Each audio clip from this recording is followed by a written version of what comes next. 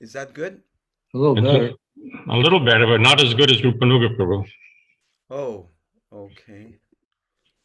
Um, Let me check my volume here, please.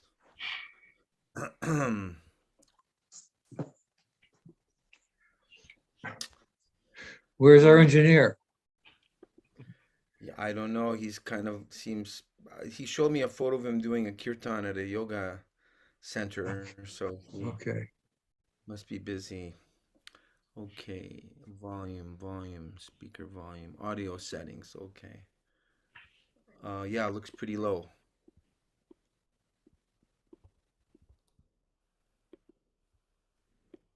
How's this? Is that better? About the same. Is that better? That's a little better. Okay, great. And how is this? Is this working? That's better. Okay, great. Thank you. Um, so Rupa Vilas Prabhu, are you remembering when you would come and visit Rupa Vilas in Ottawa when I was there with him? Rupanuga visited once, I think, when we were there. Only once? No. That's all I remember, but I don't remember a lot. I remember being eager for him to come back. Uh-huh. So I remember one time he came with all these, he had reels from 1966 of Prabhupada lectures. And I don't know if he turned them into cassettes or if he brought us cassettes from that. Uh, when I was in Montreal, we had cassettes, not cassettes, but the big reels, the 7-inch reels of Wow. Srila Prabhupada, and all of them were sent. We were asked to send them all to California, so we did that. Sri Pati was the president at that time. But I think we made some copies to keep for ourselves. I used to listen to Prabhupada's lectures every morning. Right after prasadam, I just sit there, park myself on the tape machine and listen. And it was unbelievable. And we have Tejas here tonight. Yay, he made it. Jai, Tejas Prabhu, can you unmute yourself for a moment just so we can hear your lotus voice for a moment? I don't know if you're able to do that. I hope your health will permit you to speak this evening. And Prairie is back, and Mata Gandhari is back, and Jiva Doya is here. And I'm not sure who Radhi Wabbit is, but welcome Radhi Wabbit. And Nanda Putney are standby for so long. All right. And let's see. Lord Balaram visits Vrindavan. I'm just looking. I've got it on my screen, but I don't see any writing for some reason. Lord Balaram visits Vrindavan.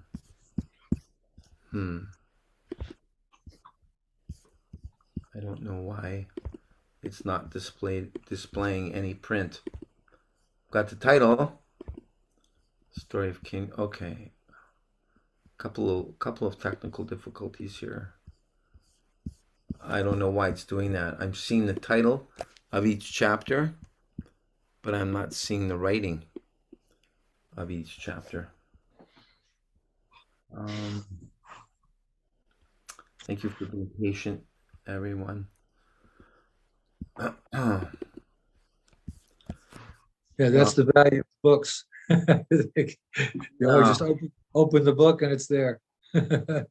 Yes, in the name of convenience. And I don't know what I'm doing wrong because I've got the title here with no writing underneath. So I don't understand that. Um, Gee, maybe because Rupa Vilas is a computer expert, he can tell me what I'm doing wrong here. If I I thought you were going to point the finger at me. there, just to show you. Clothing for men. No, underneath. Do you see? Can you see the title, Lord Balaram Business Vrindavan? Yeah, the title's there. Right. and no writing underneath. So no, I'm afraid to bring up Prabhupada's edited version, and then we'll spend the whole night. Hey, that's not right. That's Why don't you just try pressing the refresh button there, Gaura? The little, yeah, try that. all right. That just may work. You may have this solution. Thank you very much for that. When I start getting anxious like this, I find my faculties to. That's all right. Just keep breathing. Yes, thank you for reminding me to keep breathing. It's always helpful. Okay, volume 2 there. And Lord Balaram visits Vrndavana. Yeah. Yeah, that is See interesting. what's happening? Yeah, it seems that you're grayed out in the page here, you know, in the kind of icon bar there. Seems kind of grayed out a bit, doesn't it? I'm moving this, and I'm not getting anything. I just have to look for another link. Sorry, this is just Yeah, no worries. not working for me this evening. No worries. Ah, Keep calm and carry on, Let's as they see. say. Yes, good one. Thank you. Yeah, this is great. It's just not happening. Okay. Does anyone know of another site with original Prabhupada books? Yeah, isn't it the Bhaktivedanta Library? Also, Beta Um, No, not there, what but it's called? Okay, nobody really knows. Oh, I used to have it on I my can cover. read. I got a book here. Then that means nobody else is going to read, right? Maybe on I mean, I'm the only one with the Yeah, original I book. think I also have the Krishna book, so I could also read. Oh, it's Okay, what's that okay. start? Bhaktivedanta Well, Library. if you and Krishna book want to you and Krishna book, you and Rupanuga want to take turns. In the meantime, I'll find something. You want me to start? Yes, why don't you, please? Okay. Lord Balaram visits Vrindavan. Lord Balaram became very anxious to see his father and mother, Maharaj Nanda and Yashoda. Therefore, he started for Vrindavan on a chariot with great enthusiasm. The inhabitants of Vrindavan had been anxious to see Krishna and Balaram for a very long time. When Lord Balaram returned to Vrindavan, all the cowherd boys and the gopis had grown up. But still, on his arrival, they all embraced him, and Balaram embraced them in reciprocation. After this, he came before Maharaj Nanda and Yashoda and offered his respectful obeisances unto them. In response, Mother Yashoda and Nanda Maharaj offered their blessings unto him. They addressed him as Jagadishvara, or the Lord of the universe, who maintains everyone. The reason for this was that both Krishna and Balaram maintain all living entities, and yet Nanda and Yashoda were put into such difficulties on account of their absence. Feeling like this, they embraced Balaram and seating him on their laps, began their perpetual crying, wetting Balaram with their tears. Lord Balaram then offered his respectful obeisances to the elderly cowherd men and accepted the obeisances of the younger cowherd men. Thus, according to their different ages and relationships, Lord Balaram exchanged feelings of friendship with them. He shook hands with those who were his equals in age and friendship, and with loud laughing, embraced each one of them. To this one paragraph. Okay. I can So you go got ahead. some- Okay, go ahead. After being received by the cowherd men and boys, the gopis, and King Nanda and Yashoda, Lord Balarama sat down, feeling satisfied, and they all surrounded him. First, Lord Balaram inquired from them about their welfare, and then, not having seen him for such a long time, they began to ask him different questions. The inhabitants of Vrindavan had sacrificed everything for Krishna, simply being captivated by the lotus eyes of the Lord. Because of their great desire to love Krishna, they never desired anything like elevation to the heavenly planets or merging into the effulgence of Brahman to become one with the absolute truth. They were not even interested in enjoying a life of opulence, but were satisfied in living a simple life in the village as cowherd men. They were always absorbed in thoughts of Krishna and did not desire any personal benefits, and they were all so much in love with him that in his absence, their voices faltered when they began to inquire from Balaramaji. Can everyone see the screen now? Is it there? I see it. Okay, great. Nanda Patni, would you like to continue? Okay, so first, Nanda Maharaj and Yasodamai inquired, my dear Balaram, are our friends like Vasudev and others in the family doing well? Now you and Krishna are grown up, married men with children. In the happiness of family life, do you sometimes remember your poor mother and father, Nanda Maharaj and Yasoda Devi? It's very good news that the most sinful king, Kamsa, has been killed by you, and that our friends like Vasudeva and the others who had been harassed have now been relieved. It's also very good news that both you and Krishna defeated Jarasandha and Kalyavana, who is now dead, and that you are now living in a fortified residence in Dwarka. Are we doing 2 paragraphs? Just one for now. I think it's a really Okay. short. Okay. We have a lot of devotees here. Okay. Rupa Vilas is next, but I just wanted to inquire because I was busy trying to find where we are. Did it say where Lord Balaram is coming from, or are we just to assume that he's coming from having been in Mathura? If he's coming to Vrindavan, he must be coming from somewhere. So I'm just wondering if that somewhere was Mathura. Did it say or no? It doesn't actually say, but it kind of is almost implied. Uh-huh. Okay. Rupa Vilas Prabhu, are you able to see the screen? Yes.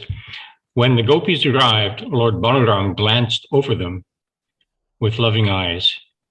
Being overjoyed, the gopis, who had so long been mortified on account of Krishna's and Balaram's absence, began to ask about the welfare of the 2 brothers. They specifically asked Balaram whether Krishna was enjoying his life surrounded by the enlightened women of Dwarkapuri. So maybe he came from Dwarka. Does he sometimes remember his father Nanda and his mother Yashoda and the other friends with whom he so intimately behaved while in Vrindavan? Does Krishna have any plans to come here to see his mother Yashoda? And does he remember us gopis who are now pitiably bereft of his company? Krishna may have forgotten us in the midst of the cultured women of Dwarka, but as far as we're concerned, we still remember him by collecting flowers and sewing them into garlands. When he does not come, however, we simply pass our time by crying. If only he would come here and accept these garlands we have made. Dear Lord Balaram, descendant of Dasarha, you know that we would give up everything for Krishna's friendship. Even in great distress, one cannot give up the connection of family members. But although it might be impossible for others, we gave up our fathers, mothers, sisters, and relatives without caring at all about our renunciation. Then all of a sudden, Krishna renounced us and went away. He broke off our intimate relationship without serious consideration and left for a foreign country. But he was so clever and cunning that he manufactured very nice words. He said, "My dear gopis, please do not worry. The service you have rendered me is impossible for me to repay. After all, we are women. So how could we disbelieve him? Now we can understand that his sweet words were simply for cheating us." Mm. So next in line, if I look on my screen, everyone's names are in a specific order. It says that Radhi Wabbit is next to read, and I'm wondering if you're going to be able to do that, Radhi. I'm a bit Please. shy at the moment, so I will let the next person do it.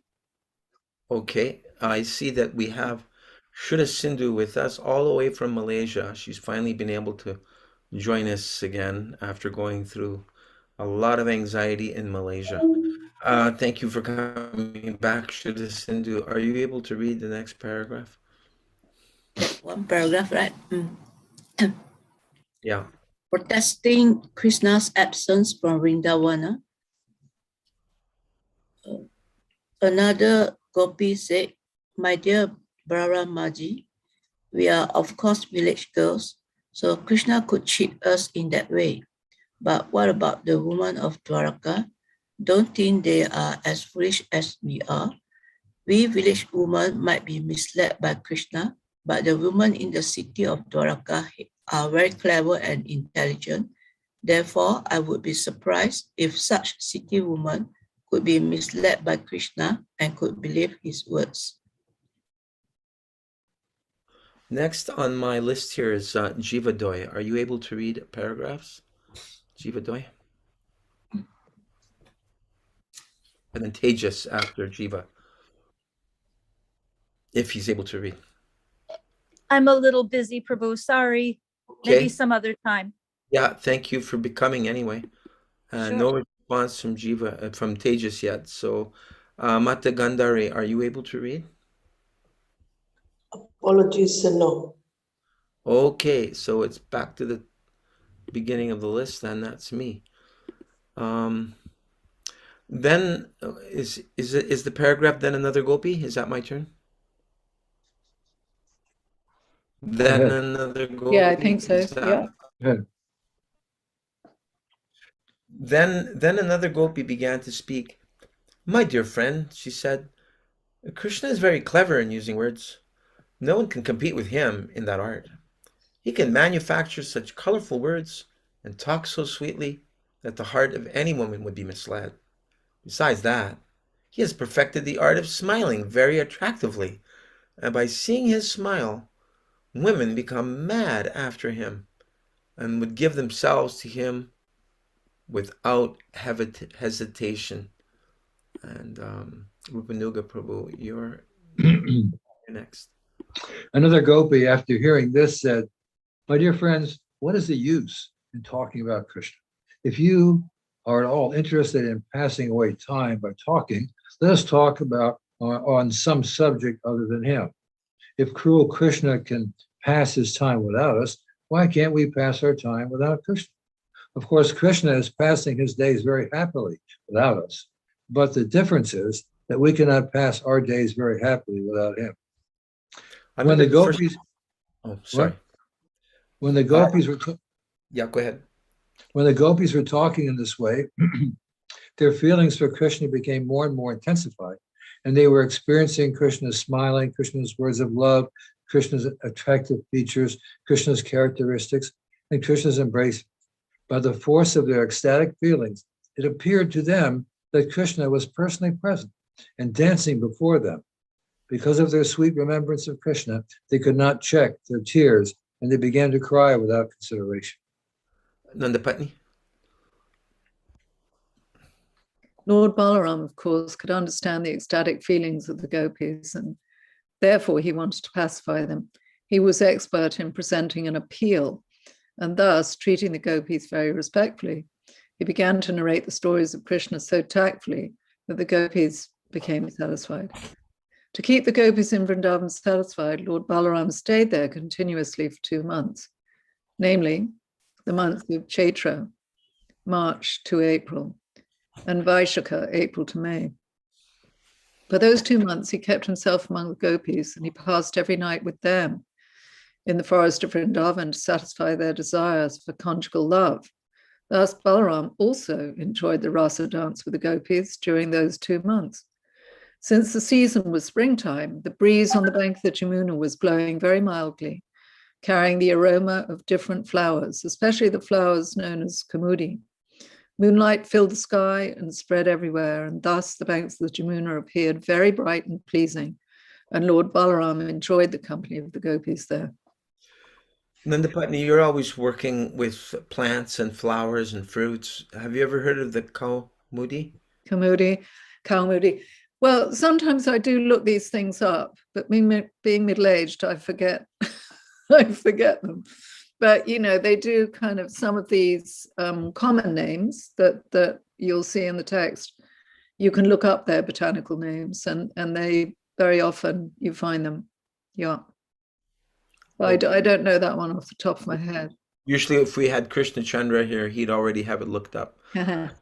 But his mother's been struggling with her health in the hospital. So, Oh, okay. Next is Shuddha Sindhu, and then after Shuddha Sindhu is Prairie, and then Rupa Vilas. Okay. Demigod known as Varuna sent his daughter Varuni in the form of liquid honey, oozing from the hollows of the trees. Because of this honey, the whole forest became aromatic, and the sweet aroma of the liquid honey, Varuni captivated Balaramaji. Balaramaji and all the gopis became very much attracted by the taste of Varuni, and all of them drank it together. While drinking this natural beverage, all the gopis chanted the glories of Lord Balaram, and Lord Balaram felt very happy, as if he had become intoxicated by drinking that Varuni beverage. His eyes rolled in a pleasing attitude. He was decorated with long garlands of forest flowers, and the whole situation appeared to be a great function of happiness because of this transcendental bliss. Lord Balaram smiled beautifully, and the drops of perspiration decorating his face appeared like soothing morning dew. Sorry. Oops, there. While Balaram was in that happy mood, he desired to enjoy the company of the gopis in the water of the Yamuna. Therefore he called Yamuna to come nearby, but Yamuna neglected the order of the Balaramaji, considering him to be intoxicated. Lord Balaram became very much displeased at Yamuna's neglecting his order. He immediately wanted to scratch the land near the river with his plowshare. Lord Balaram has two weapons, a plow and a club, and he takes service from them when they are required. This time he wanted to bring the Yamuna by force, and he took the help of his plow. He wanted to punish Yamuna because she did not come in obedience to his order. He addressed Yamuna, "You wretched river, you did not care for my order. Now I shall teach you a lesson. You did not come to me voluntarily. Now with the help of my plow, I shall force you to come. I shall divide you into hundreds of scattered streams." Rupa Vilas, Prabhu. When Jamuna was threatened like this, she became greatly afraid of the power of Balaram and immediately came in person, falling at his lotus feet and praying thus: "My dear Balaram, you are the most powerful personality and you are pleasing to everyone. Unfortunately, I forgot your glorious, exalted position. But now I have come to my senses, and I remember that you hold all the planetary systems on your head merely by your partial expansion as Sesha. You are the sustainer of the whole universe.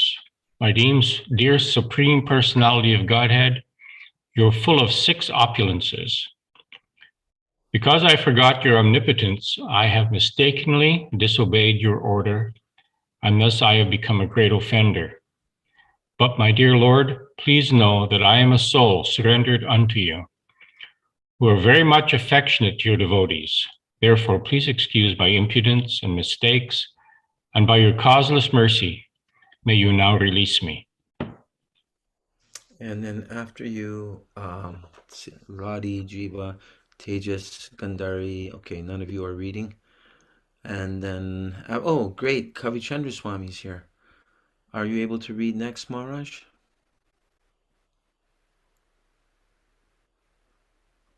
Kavichandra Swami?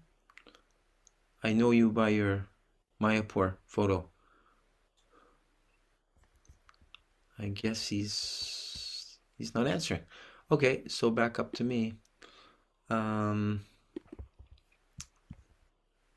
Upon displaying this submissive attitude, Yamuna was forgiven, and when she came nearby, Lord Balaram wanted to enjoy the pleasure of swimming in her water along with the gopis in the same way that an elephant enjoys that an elephant enjoys himself along with his many she-elephants.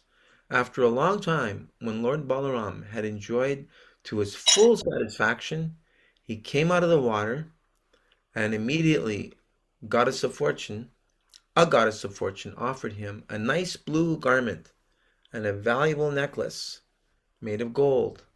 After taking bath in the Yamuna, Lord Balaram, dressed in blue garments and decorated with golden ornaments, looked very attractive to everyone. Lord Balaram's complexion is white, and when he was properly dressed, he looked exactly like the white elephant of King Indra in the heavenly planet. The river Yamuna still has many small branches due to being scratched by the plowshare of Lord Balaram, and all these branches of the river Yamuna still glorify I can't remember, is the pronunciation omnipotence or omnipotence of Lord Balaram? Omnipotency. Okay, omnipotency. So you get to end the chapter, Rupanuga Prabhu, if you'd like to finish this. Okay. Lord Balaram and the gopis enjoyed transcendental pastimes together every night for 2 months, and time passed away so quickly that all those nights appeared to be only one night.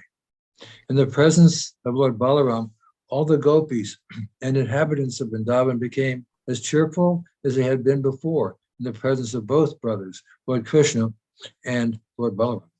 Thus ends the Bhagavad-Gita purport of the second volume, 10th chapter of Krishna Lord Balaram visits Vrindavan. Thank I you. have a comment, if I might. Yes, please. Okay, it's mentioned here how Balaram's expansion, Sheshanath, is supporting all the planets. In the 5th canto, there's a chapter entitled The Glories of Anantadeva. And there's a verse there that has no purport, but the gist of it is that anyone hears the holy name of Lord Shesha, which we can also assume would mean Lord Krishna or Lord Balaram, the holy name of the Lord. Anyone who hears that from a pure devotee and repeats it to another person, that person who hears it becomes free of all his past sinful activities. For example, then at say 1975 in Philadelphia at the Rath Yatra Festival, Srila Prabhupada gave a talk and he chanted also. So there were many young people there who heard Srila Prabhupada chant the holy name. What this verse means is that one of them, even many years later, repeats and says, yes, I was there at that festival in Philadelphia, and I heard the chanting of Hare Krishna. When he says Hare Krishna, the person who hears him say Hare Krishna is freed of his past sinful activity. But it doesn't go to the next person. It stops at that point. That means that whenever we say the holy name, and a person who hears that from us, because we heard it from Srila Prabhupada, that person is freed of their past sinful activity. Wow. So that's very important because we can figure out so many different ways to say the holy name. For example, when I talk to people in ordinary affairs, I'll say something like, well, you've answered a whole panorama of questions for me today. So I get Rama out. Or I used to call my display at the farmer's market, I used to call it Green Rama Gardens. So I get people to say Rama. Right. So this science of the holy name is very intricate, and whatever way we can to spread the holy name, should take advantage, especially now. Mm-hmm. Yesterday, when I was at Walmart, this bald gentleman came up behind me and tapped me on the shoulder. And he says, "What are you looking for?" I said, I'm looking for Krishna, and you look like a devotee who could give him to me. He said, Krishna? And then he laughed and walked away. But he looked like Bhakti Marg Swami when he was young. That's Transcendental, sorry. transcendental trickery. That's what it is. That's a great response. Next time some staff ask me, can I help you? Yeah, I'm looking for Krishna. That'll get him thinking. Can you help me find Krishna? Is Krishna here? A couple of thoughts I had while we were reading this is, first of all, we're actually really, really close because according to the Vaishnav calendar, this pastime, which is Balaram Rasa Yatra, was 2 days ago on April 16th. But if you look outside my window right now, there's a fresh blanket of snow. It just started snowing today after, I don't know, like a month of no snow. I actually thought spring was here. But yeah, that was 2 days ago. This pastime that we're reading chronologically, it was 2 days ago, Balaram Rasa Yatra. And does everyone remember? I seem to remember that on that day of Balaram Rasa Yatra, we would make up a batch of a Varuni, Bruni. right? Yes.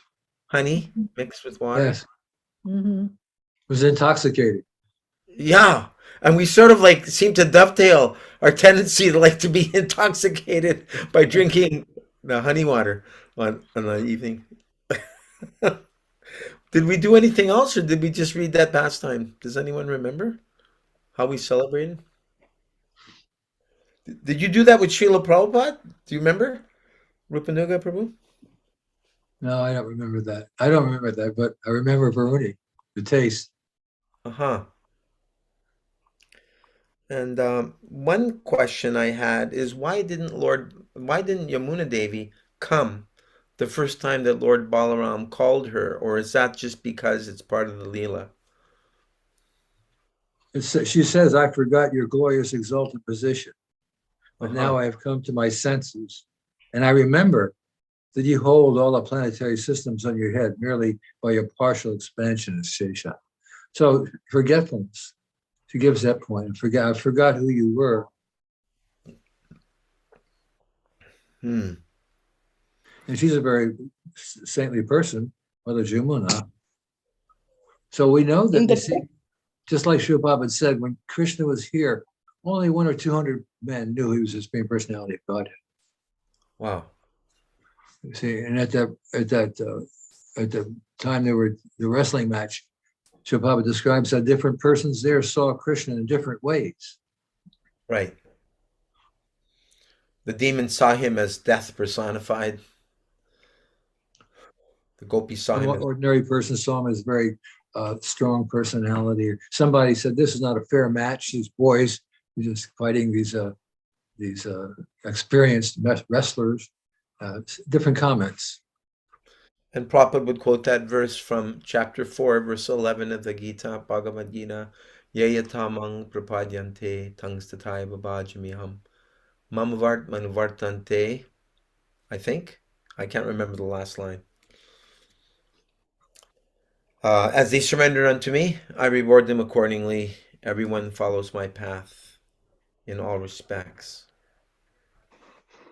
What does that actually mean? Everyone follows my path in all respects, because we, the Prabhupada and our Shastras, they denigrate the paths of karma, even that of Gyan and yoga.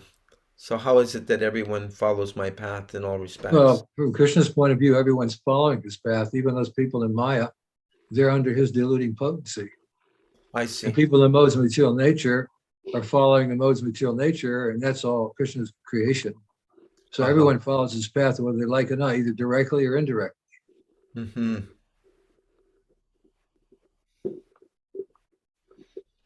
Does anyone have a comment or a question on any of that?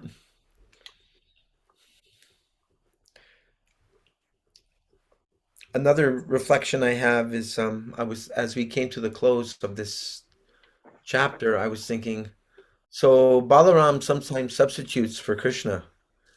He comes and he fills in. When Krishna can't be there, Balaram shows up and dances Rasa Leela for a couple months. But he has different gopis. There's two sets of He, gopis. he has his And own. He has his own dance. Right. No substitution. It is his own dance. But I mean, the Um, gopis were hankering for dancing with Krishna, right? So that's what I meant by him substituting. Oh, He's came to fill in because the gopis were hankering for him. But Gandhari, you're saying that these are completely different gopis, not the same ones? yeah, it's mentioned there. And also, Yamuna didn't come because he was drunk. We just read that. And Krishna's gopis and Balram's are different. yeah. So these are not Krishna's gopis. They're different gopis. That's right. Balaram had his own girlfriends. Uh-huh. Okay, so those gopis were completely chaste to Balaram. They Of weren't course. they didn't dance with Krishna. Oh. They'd wait all year for Balaram to show up. Well, I don't know about substituting all those things, or all the substitutions go along, and because you have a substituting mind in this case. But if you don't look at any kind of substitution, there's no need to speculate like that. Just accept the fact that Balaram has his own rasa dance. Right. I mean, if Shiv Prabhupada wanted us to know a lot more than that, he would have told us. Mm-hmm. Kavi Chandra Swami, did you have any further comment, please? Thank you for coming. Oh, you unmuted me. Yes, you're unmuted. Couldn't unmute. Okay. Yeah. Balaram has his own rasa, because Radharani is in Krishna's rasa dance. You say if Balaram even sees the footprint of Radharani, he goes the other way. Uh-huh. He'd never be there at the same time. And they have different groups. They have different tribes and different groups of gopis also. Mm-hmm. And Balaram had his dancer when Dravida came. That comes later. Say that again, please. Sorry. Many rasa dances, not just one. There's so many. So it's nice to hear people reading the Krishna book. Maybe Rupanuga can comment.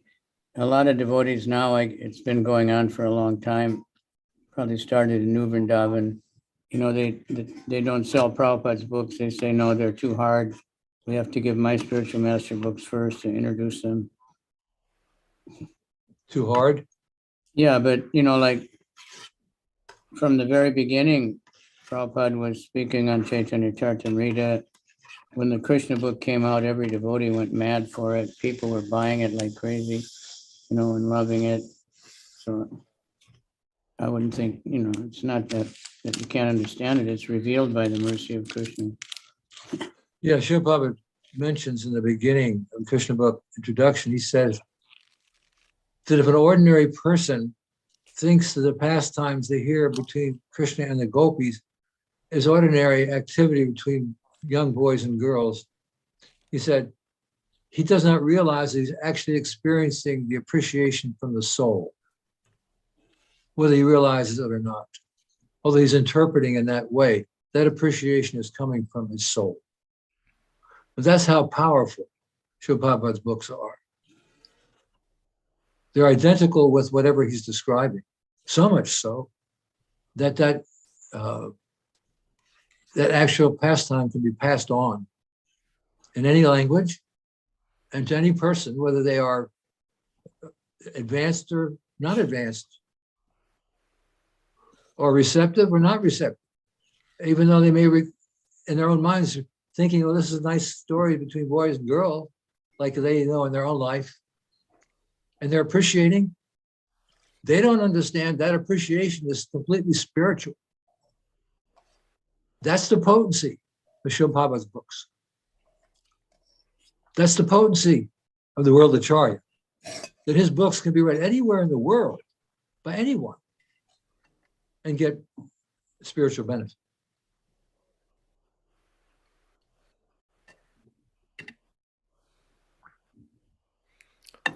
Should never underestimate the potency of hearing Srila Prabhupada's words.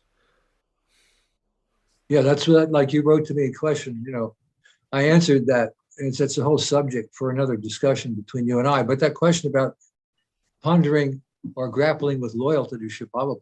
Oh yes, What kind of- Nanda Patni and I were having a discussion on this earlier. Would you like to respond to that right now? Why don't you just read my email?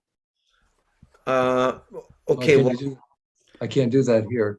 yeah, I can do that. I don't know if you're ready for it, but give it a read. All right. Let me just backtrack here. Okay, there you are. Forewarned is And- forearmed, sorry. What's that? What's that, Nanda Patni?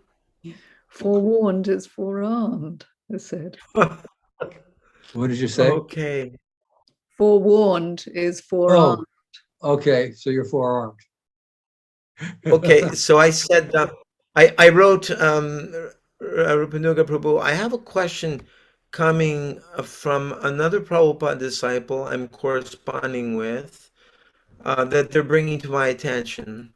Is the person that we took our Harinam / Diksha initiation, in this case for most of us, Srila Prabhupada, is that Guru the person we are bonded to life after life? We sing Janme, Janme, what is it? Janme, Janme, Prabhu say in Guru Vandana. He is my Lord. Prabhu say, thank you. He is my Lord, birth after birth. On the one hand, we say that in the Guru Vandana, Guru Puja prayer, that you are my Guru, life after life, our love, loyalty to that one who initiated us, Srila Prabhupada. Srila Prabhupada is also quoted Srila Krishnadas Kaviraj, who stated that Shiksha and Diksha Gurus should be honored equally. Not that we give all attention to Diksha Gurus and ignore the Shiksha Gurus. Devotees are grappling with their loyalty to Srila Prabhupada, and yet in Prabhupada's purports, they seem to state that you can have many Shikshas and that Shiksha and Diksha should be honored equally. If Krishna consciousness is spreading through various branches of the Chaitanya tree, does it really matter which line one gets it from? And then I sent you my Guru Puja, and then I'll just skip over Okay. that. So before you read my reply, let me Okay. explain. Let me explain that I just cut to the chase. Okay. I went to the root question here, Yeah. which they don't really fully express, but I try to answer that. Okay. I know you want me to read it? Well, please do. Okay. After all this, everyone's curious. No, I don't think I will. Da, da, da. Okay, come on, Gaura, spit it out. Actually, before I read your comment, Prabhu, there's a comment here from Sunanda Prabhu, who says, Dear Gaura Prabhu, my obeisances, glory to Prabhupada. You have spokenly correctly for the benefit of all devotees. However, okay, he's making reference to my Vyasa Puja, excuse me. Okay, so I'll cut to the chase here. Rupanuga Prabhu says, yes, Srila Prabhupada's direct disciples are his eternal servants. To try to understand this in space-time logic of our conditioned jurisdiction is not possible and leads to endless speculations. But loyalty to Srila Prabhupada is a different matter. How is it possible for anyone identifying oneself as a bona fide devotee not to be loyal to Srila Prabhupada? His books are the law books for the next 9,500 years, and every devotee knows it. His books are all as it is, and every devotee knows that. Am I assuming too much? Doesn't every devotee believe that Srila Prabhupada says Krishna, what Srila Prabhupada says is Krishna or Shastra is saying? Is he not the perfect representative of Krishna in our lives? Is this not the best birth we've taken? to have his association and the association of the great personalities he introduces us to. We thank Narada Muni for stepping to us from these pages of the Srimad Bhagavatam, quote unquote. Is this for real or not? Yes, one can have many Shiksha gurus as long as they agree with Srila Prabhupada, whether one is direct disciple or not. If someone disagrees with Srila Prabhupada, they are disagreeing with Krishna. Simple truth. It doesn't matter whether he's a direct disciple. It is true for everyone on this planet. The grappling is over. One who disagrees with the teachings of Srila Prabhupada should be avoided if he cannot be convinced otherwise. Preaching means sharing what we have learned from him. All Shiksha and Diksha gurus should be teaching the same thing Srila Prabhupada teaches, or they are not genuine. They may not know as much as he does, but they cannot teach something contradictory. Guru is one. Bhagavad-Gita, chapter 4, verse 34 and verse 35. These are different degrees, there are different degrees of teaching Krishna consciousness, as there are different grades of devotee understanding. But Srila Prabhupada gives us the highest understandings. For example, the confidential talks between Lord Chaitanya and Ramananda Roy. There are different grades of pure devotees. Arjuna is above Prahlad, and Uddhava is above Arjuna, according to his divine grace. There are spiritual grades. Some devotees struggle with loyalty to Srila Prabhupada, and some don't. In my opinion, it is a matter of education, historical fact, and loving appreciation and obligation. Perhaps an inadequate example, but it is something like trying to be a Christian without Christ. Similarly, one cannot be Krishna conscious without Srila Prabhupada. Srila Prabhupada does not demand loyalty, he commands it. It doesn't matter which quote-unquote line you are in. For example, the other Vaishnav Sampradayas do not accept Lord Chaitanya as the Supreme Personality of Godhead, as explained in many Shastras. Yes, they are devotees, but are they correct? No, they are not. As Srila Prabhupada, the world Acharya, proves it. Yeah, open things up for comments and questions on that. Jai Prabhupada.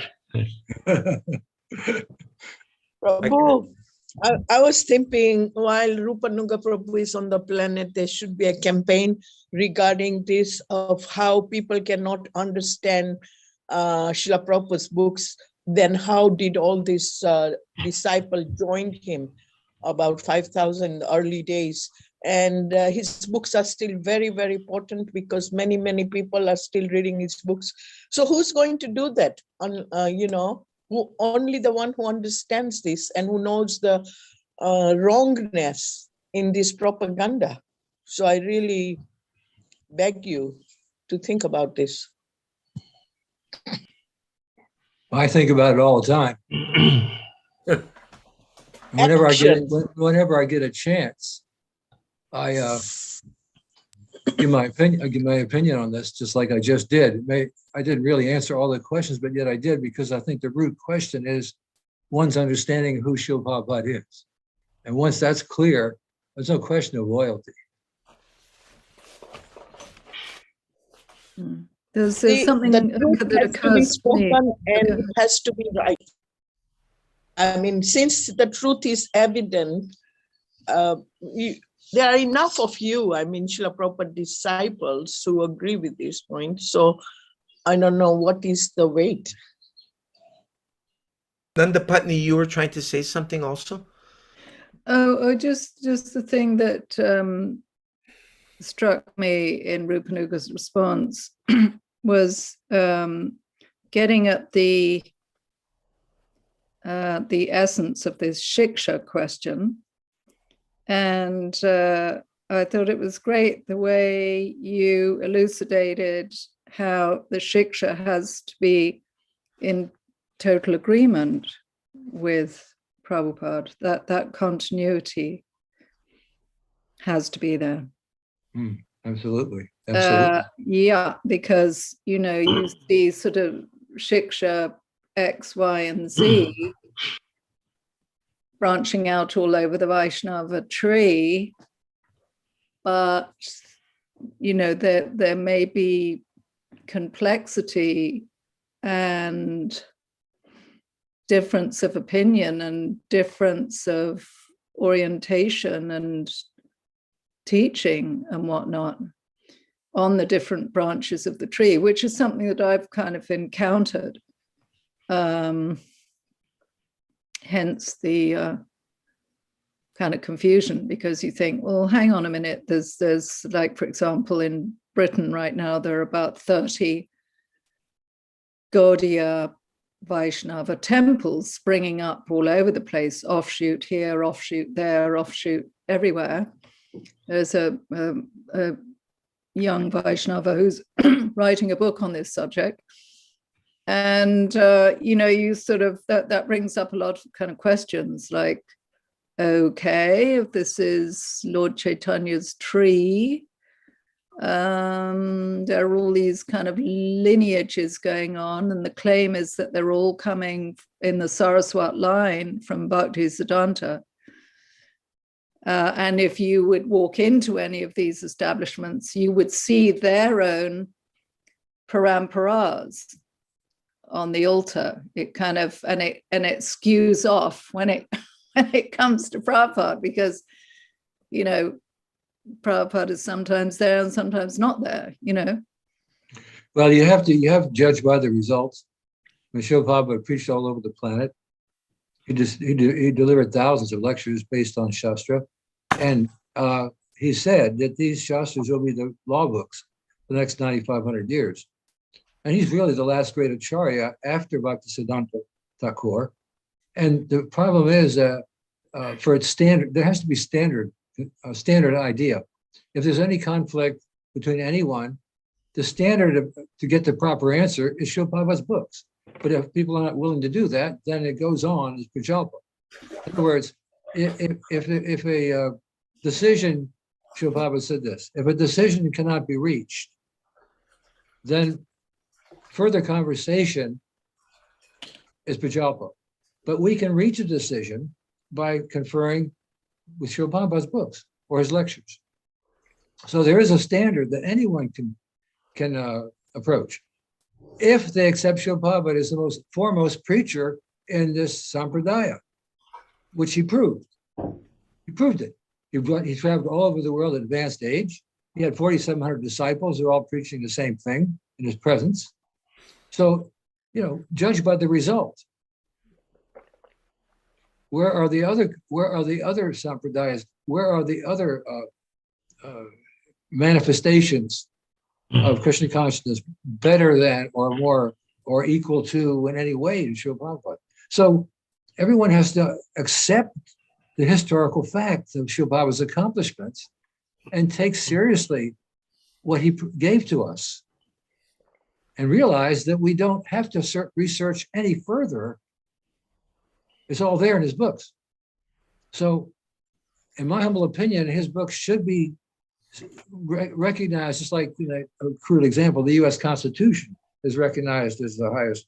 So Srila Prabhupada should be recognized as the highest authority. It's time certain icons on this planet, like Shakespeare and like Einstein and like Marx and these people, they should be replaced by the real icon for the world, the real world Acharya. That's Srila Prabhupada. Now, a newer generation devotee once said recently, which really got my nerve up, was, oh, Srila Prabhupada's disciples are trying to make him into a personality cult.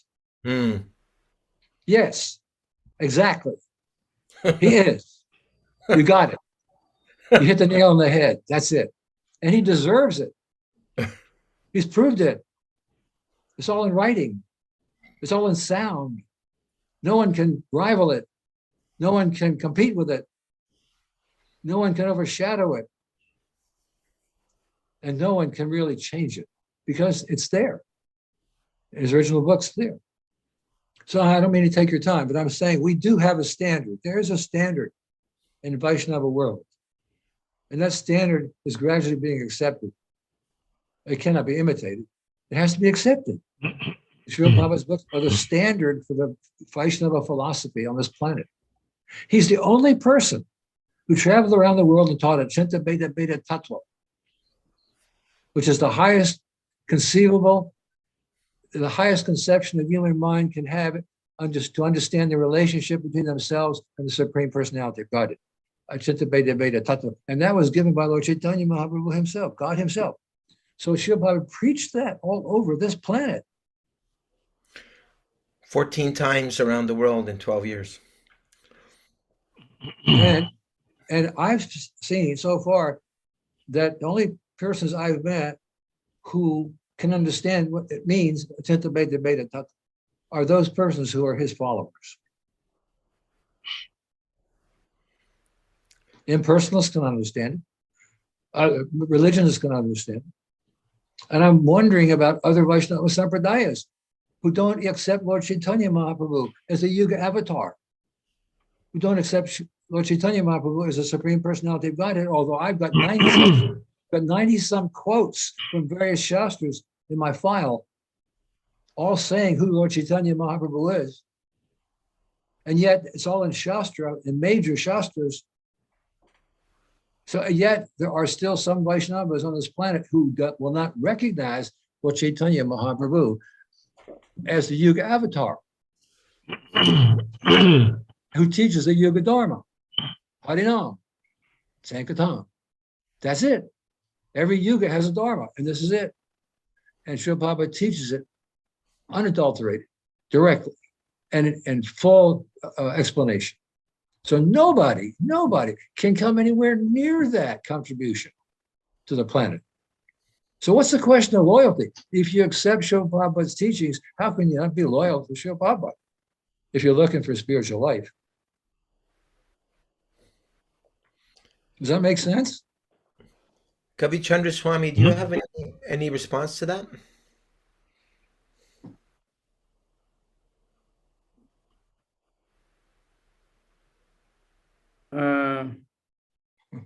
To what particularly? There were a lot of things went by there. Yeah. Yeah, the main thing is what Prabhupada said, read my books, read my books. You know, he did also talk about some other books, the Goswamis, but first you have to read his books. We don't want to jump. And if you only read Prabhupada's books, you won't. He gave everything. So we're trying to meet people, and we meet people every day. I met today so many nice people. Well, 3 or 4, but they were just completely nice and happy and glad to get the book. And because you're in New York City, you're in Manhattan. Other people that read the book have the books already and really like them, So it's a slow process, but we've only been around a few years. Kali Yuga has 427,000 years to go. The Golden Age has 9,950 years to go.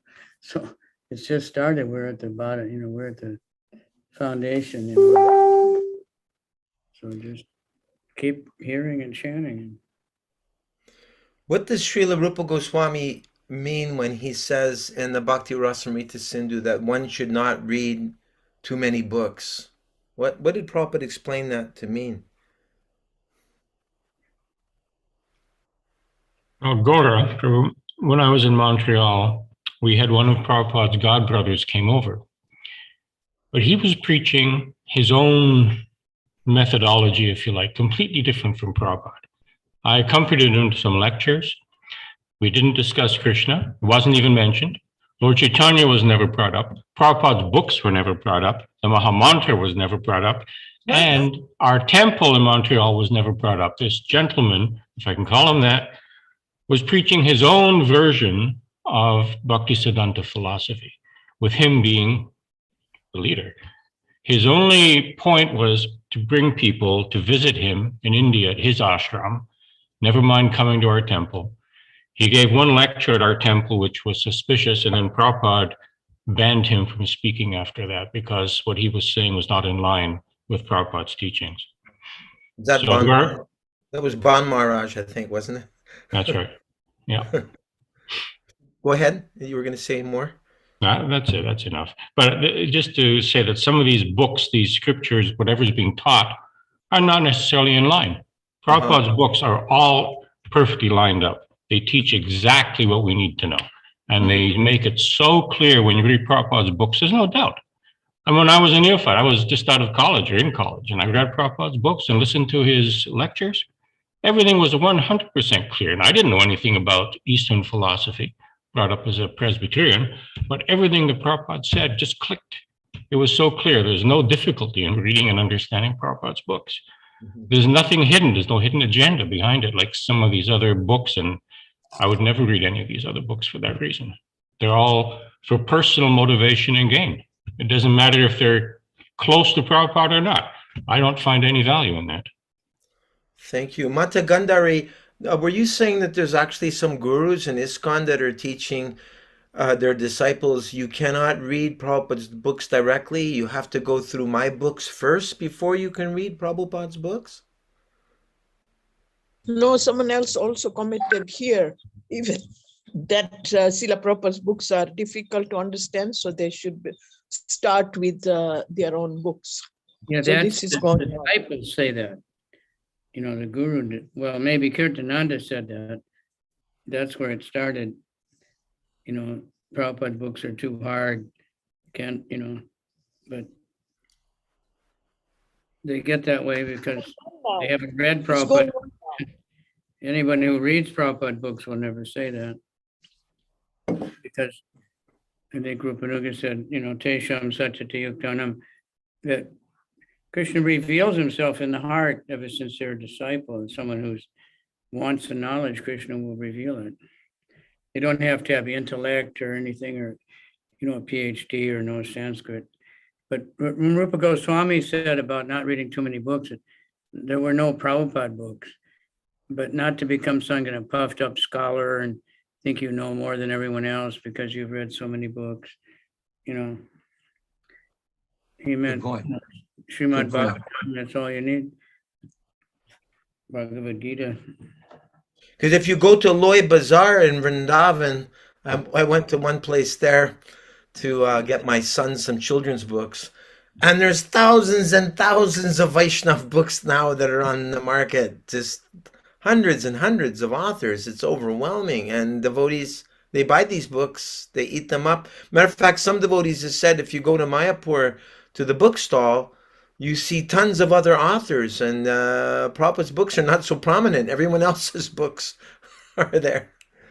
I don't Well, know. first of all, everybody should realize the reason that there's such a proliferation of this writing is because of Srila Prabhupada. Right. Because of Srila Prabhupada. So everyone, there's someone you can, you know, want to sort of ride Srila Prabhupada's no details, you know, and, you know, take up your own position in the shadow of Srila Prabhupada's interest. You can do that, but before Srila Prabhupada, those books weren't out there. But since then, there's a lot of them out there. Perhaps many of them are imitating him. But my point was, there's no need. In fact, Srila Prabhupada said, you can't jump over to the previous acharya. You can't understand my Guru Maharaj's books without going through me. He also said in reference to reading Bhakti-Vinod Thakur, he said, there's no need to go for any information outside of our books. So he gave us what he wanted us to know about Bhaktisiddhanta Thakur and Bhakti-Vinod Thakur. He gave us many comments in his purports about their teachings. He gave us some of their writings, just like Brahma Samhita, completely. Don't change a comma, he said. And it teaches the precepts of Lord Chaitanya, written by Bhakti-Vinod Thakur. He gives that in its full English form. The problem is many of these books were originally written in Sanskrit, or I should say Bengali, and who translated them? Where did they come from? You know? So how can we trust these other things?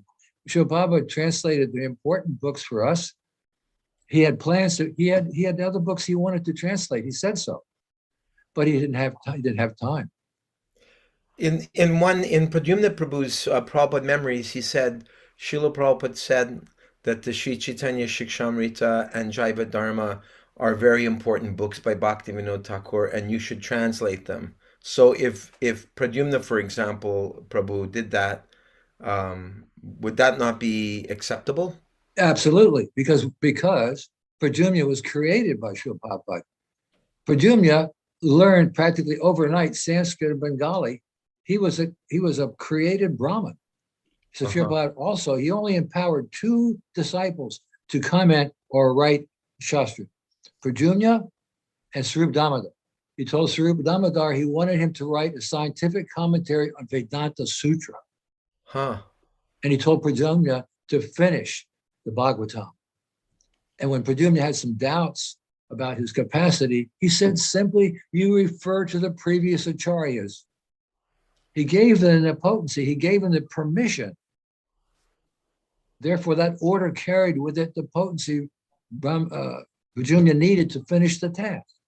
And it also carried the same potency to Swarup Damodar. Can you imagine a scientific commentary on Vedanta Sutra? That's dynamite. Was anything done on that? Yes, he did one or two of the first verses, and which I did read. He sent to me, and I did read them. They were, I thought, quite good. But he didn't get any further because you know what happened. There was a big discussion, competition for who's going to be in charge of BI, and then there was the bombing, and he was ill, so he never finished it. But I told him when he was here in America,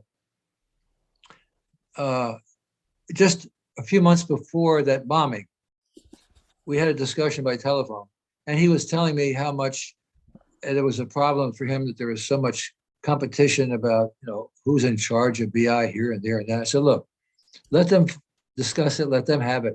Why don't you just finish that assignment Srila Prabhupada gave you, turn your attention to that, forget all this other stuff, and just write that scientific commentary on Vedanta Sutra. But it was just a few months later that the bombing happened, and then, he passed away. So it's unfortunate. But my point is, the 2 persons we know of were authorized by Srila Prabhupada to comment. Now, I'll give you another example. There was another set of books written by a godbrother with Sanskrit and so on. And I was a little concerned about that. So I asked Pradyumna, have you looked at these books? And he had seen the first volume. I said, what is your opinion? And he said, there are many mistakes in the Sanskrit, many mistakes. So that's the problem. No one else is authorized to do that but him.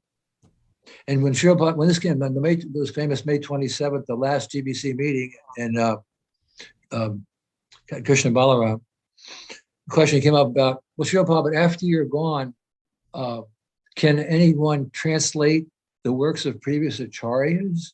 And can we publish that? Is that possible? Because we don't seem to have anybody here now who could do that. And he said, it's possible, but one has to be very realized to do it.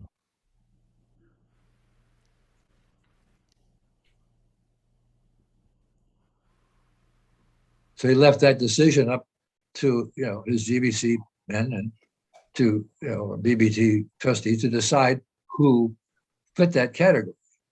At that time, nobody would step forward, and besides, we already knew his appointments to Pradyumna. At that time, I didn't know about Swarup Damodar. I found out later. I know that Suhotra Swami continued with translation of the Vedanta Sutra with Bhakti Vidya Purna Maharaj before Suhotra left his body. They were working on that.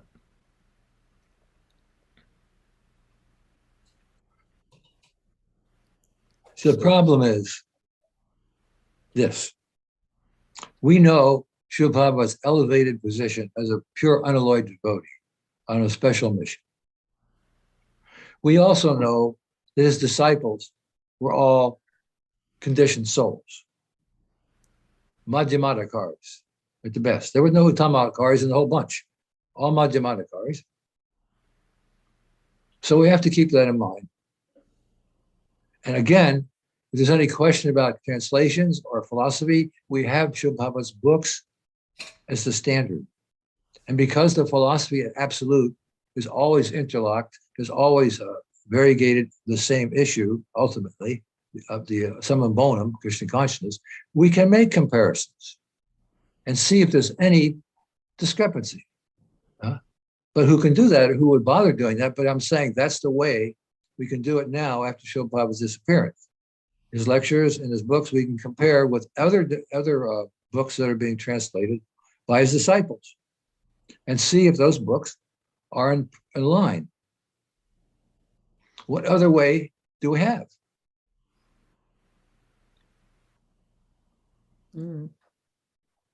I don't have the quote in front of me, but there's reference that Srila Prabhupada told Pradyumna Prabhu to consult with Srila Sridhar Maharaj while finishing the Bhagavatam. Have you heard that before? There was that came up before with the GBC.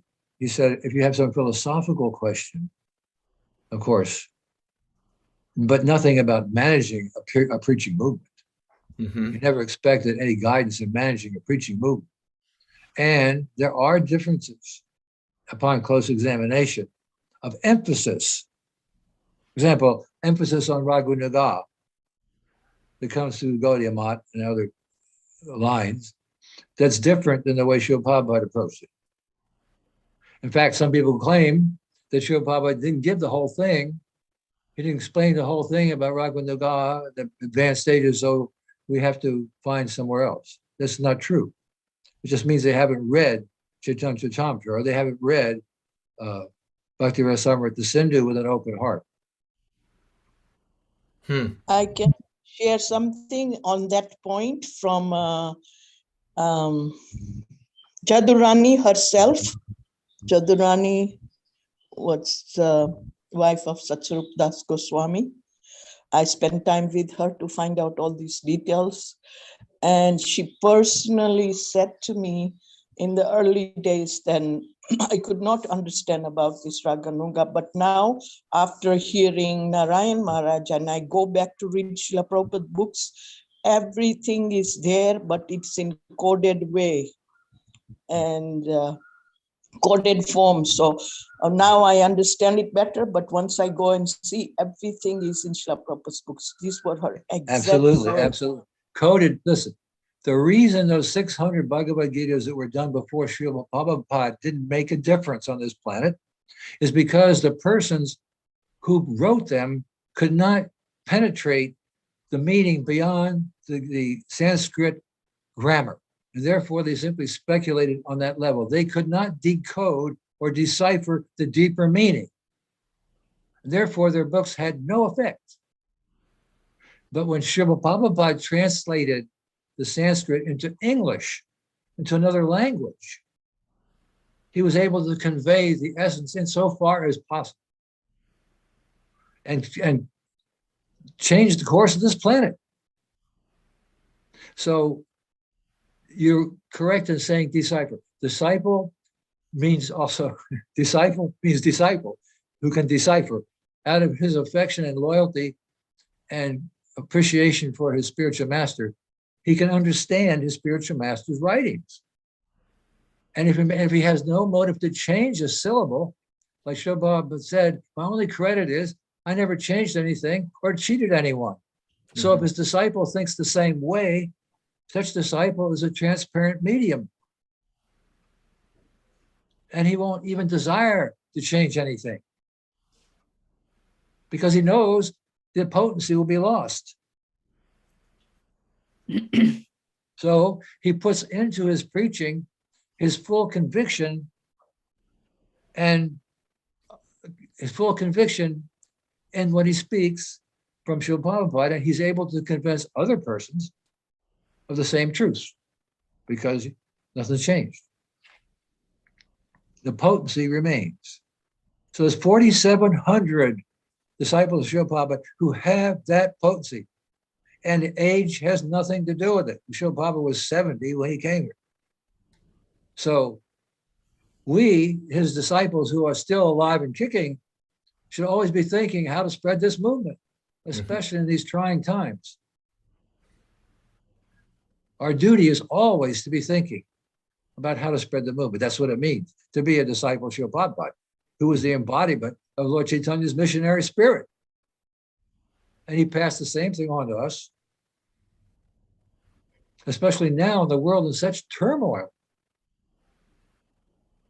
Srila Prabhupada often criticized, in practically every page of Bhagavatam, he's criticizing the world leaders, whether they're academicians or whether they're scientists or whether they're doctors or whatever they are, politicians, all mudhas, Buddha. Practically every page of Bhagavatam. See? So it's no wonder everything's going topsy-turvy. And on top of that, the Rakshasas are in charge, which is another whole other thing. This whole thing is under their control and hopefully coming to an end. Nevertheless, we have to do our duty. Roddy is asking a question here. He says, are all the editions of the Bhagavad-Gita correct? As I heard, a lot of the newer versions have been heavily edited from the originals. I thought we weren't supposed to discuss this issue on it. Okay. What the question speaks for itself, you know. If there's so many editions, how do you decide? Well, go to the original. You get the first edition. Yeah, go to the first edition. When I used to go shopping for books in the bookstore, I'm sure you all have the same experience. Sometimes you'd see a revised edition, but if there was an original, unrevised edition by an author, that's the one you want. You preferred to have that than a later edition, even if it was even the same author. You wanted to see, even if it's a lot more expensive, buy it. Yeah. So the best way to handle that problem is just go to the original. And I want to remind everybody that Srila Prabhupada gave 250 lectures around the planet on that original 1972 version from 1972 to 1977. And nobody came forward to him that whole time to make a suggestion for any changes, including disciples, including the BBT editors, including the persons who reviewed his books so favorably all over from different disciplines. Nobody came forward to Srila Prabhupada to say, we suggest this be changed, we suggest this be changed, we suggest. So Srila Prabhupada was preaching from the so-called defective book from 1972 until 1977. 250 lectures on 14 continents or 14 countries and 37 cities over that period of time. And nobody in the movement or out of the movement came forward to Srila Prabhupada with one single suggestion. There's no record. But 6 years after Srila Prabhupada disappeared, suddenly the book is full of mistakes. So my suggestion to that person who's having a problem deciding what's what, go back to the original, the one that Srila Prabhupada preached on for 7 years. Thank you, Prabhuji. There's a very nice quote I've got here from the Adi Leela chapter 1 on the chapter called The Spiritual Masters. And it says, and this is Prabhupada talking here, writing, there's no difference between the spiritual master's instructions and the spiritual master himself. In his absence, therefore, his words of direction should be the pride of his disciple. You know, he also said that after the disappearance of spiritual master, one should learn to take instructions from the Lord in the heart. Yeah. I mean, I went through a really tough experience in the last year, where a former Prabhupada of disciples, now in a kind of another lineage, was speaking and in front of all his disciples saying that, you know, you couldn't possibly understand the words of your spiritual master without a living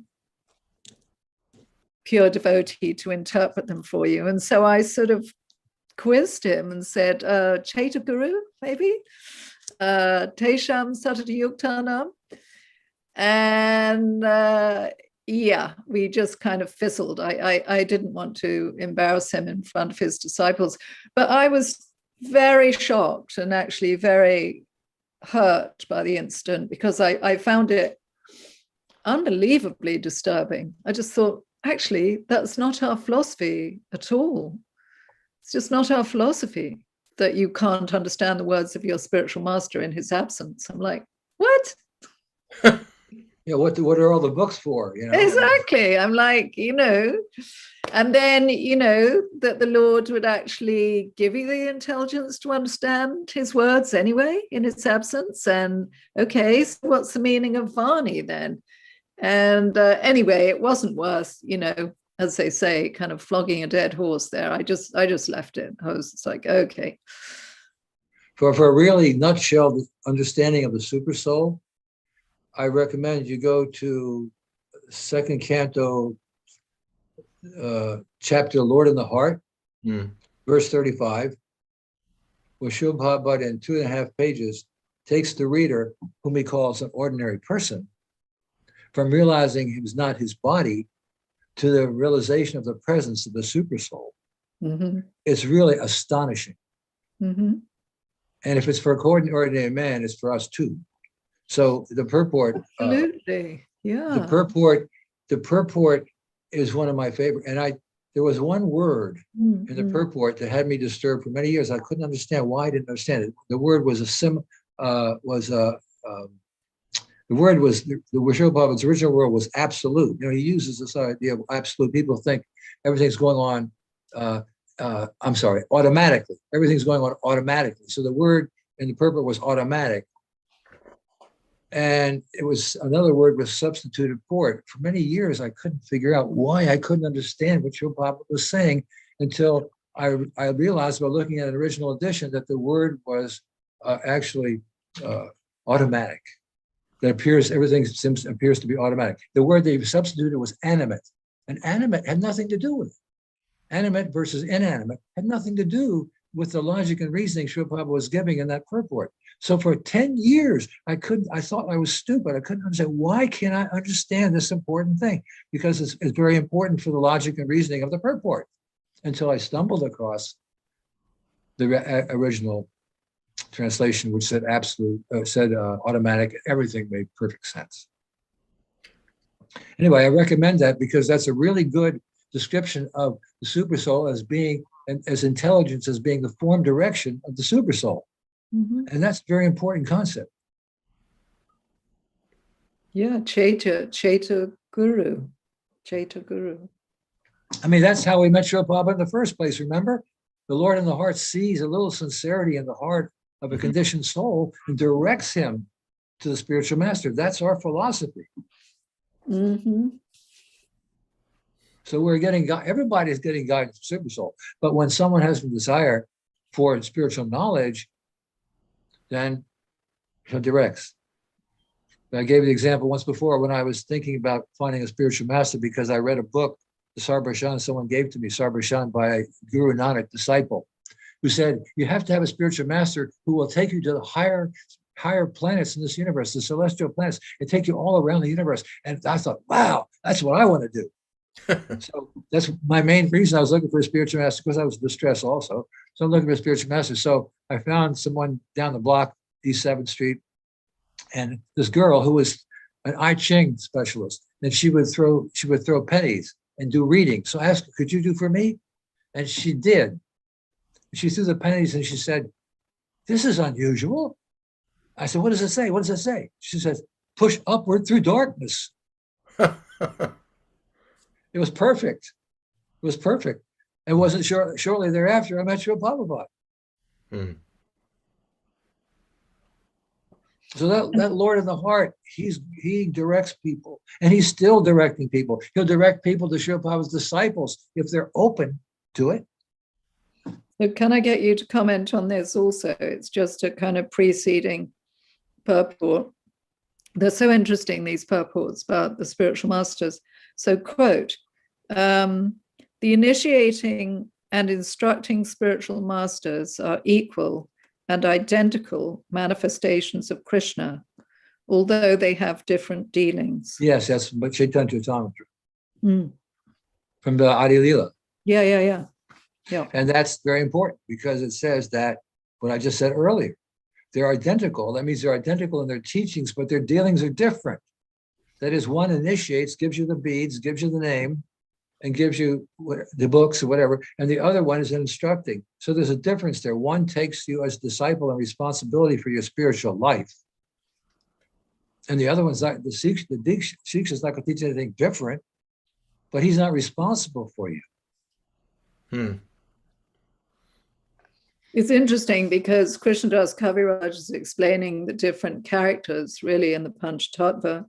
And so he's saying Gurun is plural, Gurun is plural in number because anyone who gives spiritual instructions based on the revealed scriptures is accepted as a spiritual master. Although others give help in showing the way to beginners, the guru who first initiates one with the Mahamantra is known as the initiator, and the saints who give instructions for progressive advancement in Krishna consciousness are called instructing spiritual masters. Yeah. And there's also the Bhagavad-Gita guru who first introduces a person to Krishna conscious philosophy. He's the first person. He can be all the same person, can be the same one, but the Bhagavad-Gita guru is the one who first brings Krishna consciousness to a person's life. Then comes the Siksha and Diksha, and the fuller instruction. Sometimes they could be all the same person. Like in my case, they were all the same person. You clever duck in this lifetime. Believe me, the only reason I am still alive is to preach this message about Srila Prabhupada, position in this world. I only wish to enthuse my God brothers and sisters and anyone else and strengthen their attachment, their relation, their loyalty to Srila Prabhupada. Believe me, that's all I care about. I don't care about anything else. Because I think that's the sole problem facing spirituality in this world today, is that Srila Prabhupada must be recognized as the infallible person to give infallible knowledge without any change or cheating anyone, or any speculation or any interpolation. Right. That's what I like about what you said in your written response to Gaura about the Shiksha being in total agreement with Prabhupada and in complete continuity with Srila Prabhupada. Yes, that's the only standard. That's not been the case, that things have gone kind of, as we say in England, pear-shaped. People have gone off in, not in continuity really at all, leaving Prabhupada's words. Not only the books, Manaji, but his instruction. Yeah. And then one of the main offenses, or they're all a main, but offenses to the holy name is to neglect the order of the spiritual master, which goes beyond the books. It goes into his explanations on how to conduct bhakti yoga, how to have deity worship, like that. All the Srila Prabhupada gave us all that, and it wasn't to be adjusted. So therefore, the standard that he gave us, just like I have a letter he sent back in '68 to Aniruddha, and I think in Canada, he gave the standards for Grihastha kitchen, in which he says you cannot have this, you cannot have boga and prasadam leftovers in the same refrigerator. He says you have to have a small refrigerator, small for your offerings, your leftovers, outside the kitchen. And he says anything you bring back in the kitchen that you used as eating utensils can be brought back in the kitchen if you have no other place to go, but it must be washed immediately. It cannot sit in the sink. So this one letter, he gives so much information. It's so easy to follow. But I find, as I meet so many devotees who are married to him, that they never even heard of such a thing, because things weren't passed down as they should have been. And that's where the biggest problem today amongst devotees in the movement, or now I say in ISKCON, in the Hare Krishna movement, or whatever they consider themselves, is that things haven't been passed down. Mm. So they have so many questions and doubts. They shouldn't be there because the GBC's business was to pass it down, pass it on down. And the GBC's main business was to facilitate the service of the devotees to Srila Prabhupada. That was their main business. Mm. Well, we all And he know. said in a letter, which was part of my instructions, he said, let the new devotees recruit, make new members. Let's take care of the men we've got.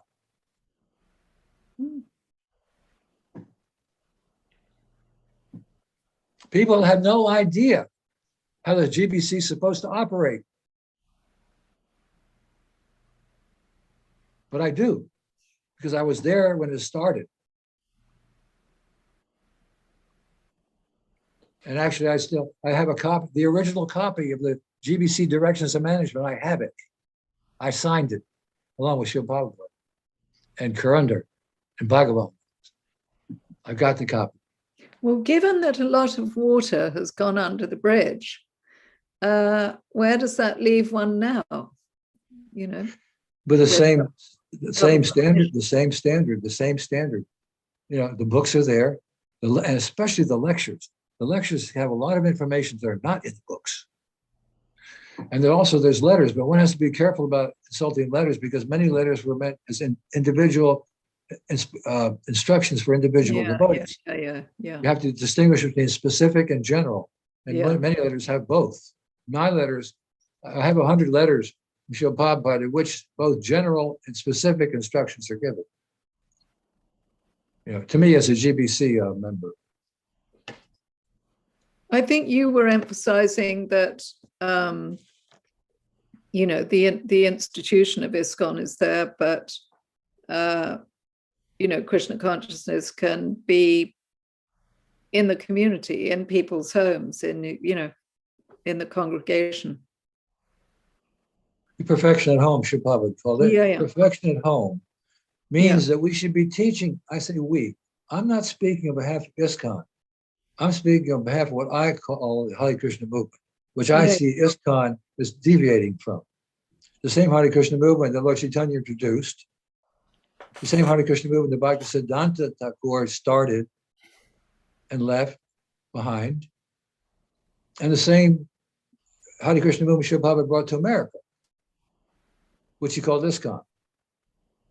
But the same Hare Krishna movement that Lord Chaitanya founded is the one Srila Prabhupada brought to America. That movement still exists in its pure form in Srila Prabhupada's books and his letters and his lectures, especially his lecture. Sound vibration associated with Srila Prabhupada is so important. He says sound is, how does he say? Sound is better, I think the word is convicting, better, more effective than reading. So not that I'm demeaning the books, but I'm saying he said that himself, that sound is very, very important. Shruti is all originally Shruti, all originally sound. So we must listen to Srila Prabhupada's lectures to have direct association with him and read his books to have direct association. But there's something about hearing, being in his presence that has a special enlivening effect on new people, on old people, on everybody. Those lectures cannot be edited. There's no question about editing those lectures. Something can be taken out, but they can't be changed. And at least not right yet. The demons have the technology to do that, but they haven't done it yet with Srila Prabhupada's lecture. Mm-hmm. Prairie, I'm wondering, do you have any thoughts or questions for Rupanuga Prabhu? Prairie? Anything that you've heard this evening that you need did it spark any other thoughts for you or any other questions? No, sorry, I'm just unable to speak right now. I'm just doing a few things, but I appreciate the listening. And that's mainly what I've been doing right now. And Okay. I guess my only point really is that I'm a newer devotee, and when I first tried to associate more into the temple was closed because of COVID. So that was very difficult for me. And the main thing I did was listen to recordings of Prabhupada and read Prabhupada's books. So as a younger and newer devotee, I can testify that it is not difficult to understand and hear Prabhupada. Haribol. Haribol. Shuddha Sindhu, any thoughts from you? You're way out there in Malaysia. You've been going through a lot of hardships with your son, his health, mandates of COVID on your child to have to wear the mask all the time. Devotees at the temple telling you that you're not welcome unless you take all kinds of poison shots. But yet you're still surviving, and you're finally able to come back. Yeah. So I just don't comply with the school. I just keep my son at home until they drop all the restriction. We'll see how. And I learned something new today from Rupanuga Das Prabhu. That is appreciation from the soul. So back to like what Srila Rupa Goswami said, like you don't read many books. From my understanding is that books like material knowledge, like newspaper, magazine, on politics, articles on politics, material knowledge. That's what I understand. And appreciation from the soul is a term that I learned today. So before I really become a serious devotee, I did read some books by some other devotees. And then they come to Malaysia and then they sell the books. And then we buy and then we read. Maybe that time I was still new. But then after I start to read Srila Prabhupada books, especially Srimad Bhagavatam, until that Canto 1, 2, I don't understand much. But starting from Canto 3 and 10, I can understand better. And then, so to compare the books that I read, not by Srila Prabhupada and books by Srila Prabhupada, and then I think I found the terms today from Rupanuga Das Prabhu, appreciation from the soul. Right? Srimad Bhagavatam that I read is a different feeling. Maybe the term that I found today is the appreciation from the soul. And books not by Srila Prabhupada is a different feeling. I don't know how to express so well. Hare Krishna. But I want to ask Srimad Bhagavatam Canto 11 and 12, is it not, that one is not translated by Srila Prabhupada, right? Right. No, they were not translated. Pradyumna didn't finish. He was replaced. Replaced by someone else. He was replaced. And he was not replaced voluntarily. He was the one who was authorized to do it, and he was replaced by the GBC with someone else. Primarily because he was a critic of the behaviors after Srila disappeared, the behaviors of his disciples. And I have the letter, I have a copy. He wrote a letter suggesting how things could be tempered a bit to satisfy God brothers and sisters who were complaining about too much imitation of Srila Prabhupada. And that's it in a nutshell. And I have a copy of that letter. And not only was that letter ignored, but later on he was sort of pushed aside on various pleas that he was too slow and all that kind of, but no, that's not it. Srila Prabhupada called him Panditji. He actually entitled him Pandit. He trained him personally. He gave him the potency. See, so he didn't finish those 11th and 12th cantos. Srila Prabhupada's finished the 10th canto up until I think Lord Brahma. Brahma Vimohan Leela, chapter I think 12 or 13. Yeah, that's the last part Srila Prabhupada finished. Yes, on the 10th canto, very thin volume. After that, it was translated by his disciples, who were not authorized by Srila Prabhupada.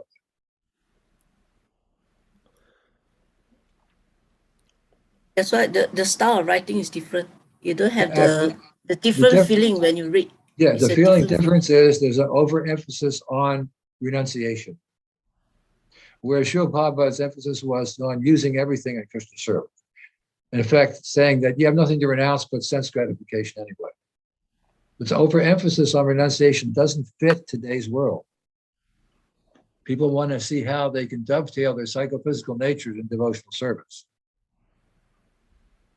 Whatever they have, what Chaitanya said, whatever you have, whoever you are, whatever position you're in, engage in bhakti yoga. It doesn't matter what your varna, what your ashram, who your education, your color of your skin, nothing. All you have to do is engage in this bhakti yoga process. And even a low-born man can become a guru. But overemphasizing renunciation is not the clue, especially for the Western world and world outside of India, most of the world. It's like Srila Prabhupada said, my spiritual master, he made sannyasis, I made grihastas. So a bona fide grihasta ashram is extremely difficult in this modern world. It's no small thing. Like Srila Prabhupada said, it's like going to a feast but not being able to eat anything. It requires yoga practice, sense gratification control, and it fits the needs of the Western people. They're not renunciates. Renunciation doesn't make much sense unless they have understanding how you can dovetail everything. You see? So there's a difference of emphasis. It's a question of emphasis. There's always a question of emphasis. When Srila Prabhupada's books are edited, emphasis on certain things is lost, and emphasis on other things replaces it. And emphasis is very important in preaching. To whoever you're preaching, that much you emphasize. Now, when Srila Prabhupada would give a lecture to 100 people, it was all at one. It's the same thing everybody heard. But when you get down to one-to-one, you got to understand more where that person in front of you is coming from, and you can be more discriminating. You can, tailor your preaching. We just can't say the same thing to everybody. Like Srila Prabhupada could, and everybody could understand it. We have to be careful. If we overemphasize something, a person could be discouraged.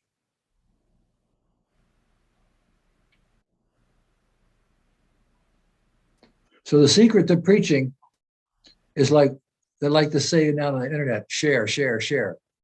Preaching is nothing but sharing what we've understood from Srila Prabhupada without changing whatever we've understood. Whatever our level is, we preach from there, and we don't change it. That's preaching really means, to share knowledge we've got from Srila Prabhupada. It's simple.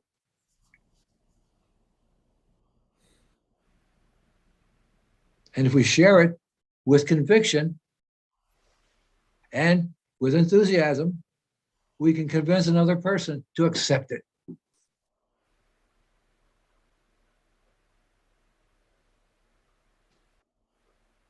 Because we'll be acting as a transparent medium for his divine grace.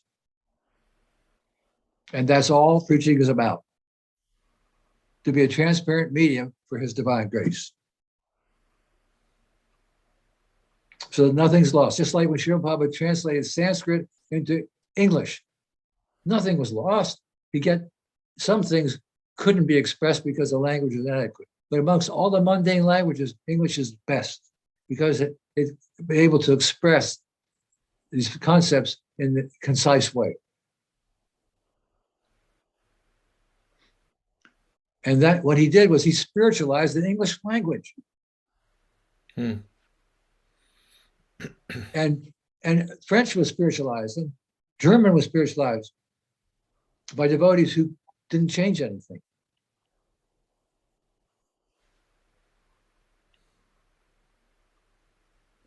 Anyway, I don't mean to take so much time. Yeah, actually, it's been a great evening. It's here on the East Coast. It's 20 after 9. So, Jiva Doi, before we wrap things up, we didn't hear anything from you. Did you have any comment or any question before we call it a night?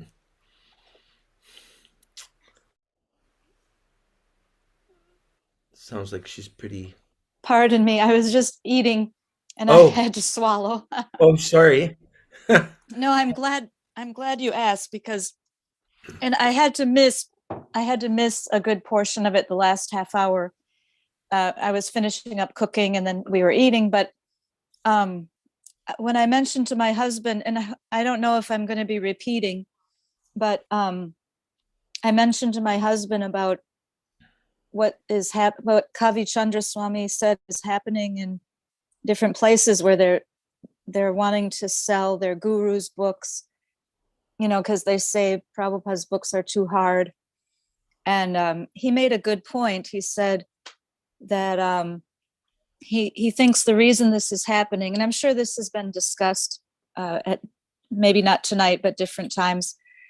The reason is because with the modern age, they kind of want to hide his books because they're afraid people will read some of the non-politically correct things Mm-hmm. and then be turned off or turned away. So they think they're doing something good. It's just so backwards. And I really liked what you said about how in the beginning he spoke on Chaitanya Charitamrita right in the beginning to the new devotees, and I've heard those lectures too, and you would sell Krishna book and so on. So just it's a shame, but hopefully we can all do our part, and the potency will remain somehow or other if we all keep speaking up. That's all I wanted to say. Thank you. Thank you. Haribol. So we'll be back on Wednesday for more Krishna book. I'm not sure exactly what comes after Lord Balaram's adventures. Does anybody know? It's the deliverance of Paundraka. Yeah. And the king of Kashi. That's a fun story. Paundraka imitating Krishna. It's quite hilarious. Quite common, yeah. Yeah. So we have that to look forward to on Wednesday evening, Krishna willing. Please try to invite others to come. I spend a good hour online contacting many, many people, and out of maybe 30 people I contact, maybe one will show. So I'm grateful if anyone else can reach out and invite others. Thank you very much for coming. Please accept my respectful obeisances. Vanchakalpa Trubhyascha Kripa Sindhubhya Eva Cha Patitanang Pavanebhyo Vaishnavebhyo. All glories to Srila Prabhupada. Srila Prabhupada ki jai. Nitai Gaur. Jai Haribol. Yeah, Hari